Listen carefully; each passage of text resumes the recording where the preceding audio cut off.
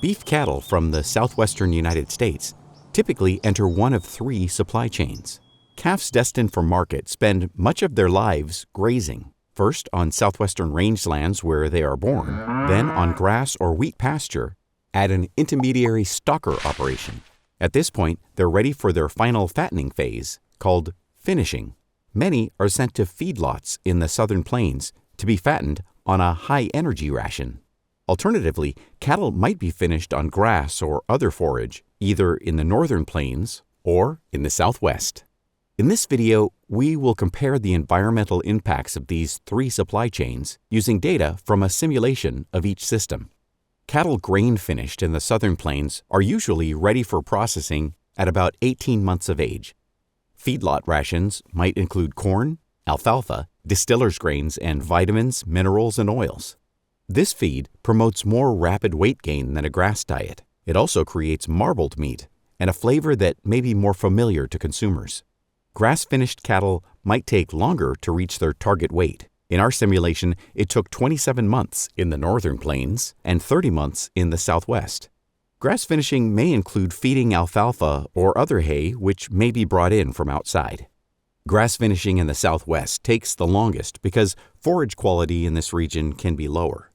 Also, varying by supply chain option are the use of water and energy, emissions of nitrogen and carbon, and overall cost. Water extracted from underground or surface water that could be used for various purposes is called blue water. In cattle production, most of the blue water used is for irrigating feed crops or pasture. Because of this, grain finishing usually uses more blue water than grass finishing. It's also important to consider the energy footprint of each supply chain. This means all the fuel and energy needed to manage, feed, and transport cattle.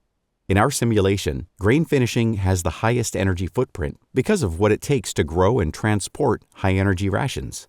Another impact of high-energy rations is reactive nitrogen. Cattle don't process the nitrogen in their feed very efficiently, leading to the release of reactive nitrogen in their waste. Cattle in feedlots consume and release more nitrogen than those on forage-based diets.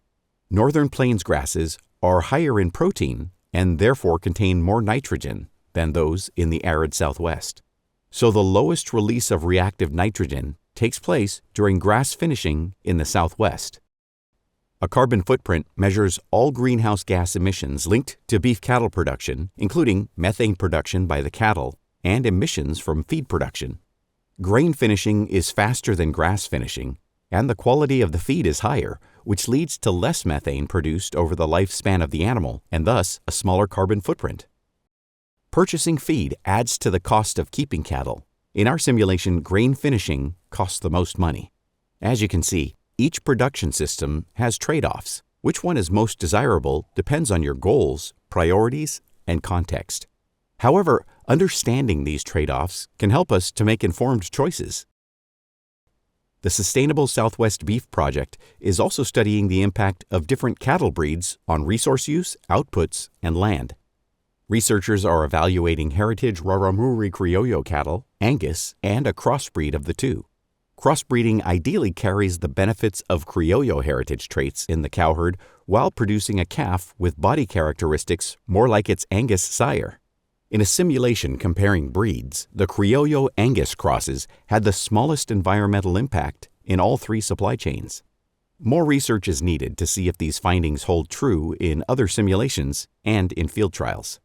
Other factors can also be important when comparing different breeds and supply chains. There's no one-size-fits-all when it comes to production systems. Regardless of context, we hope these perspectives can inform and expand understanding of the options available. To understand more about the trade-offs of these production systems, see our website. Thank you for watching.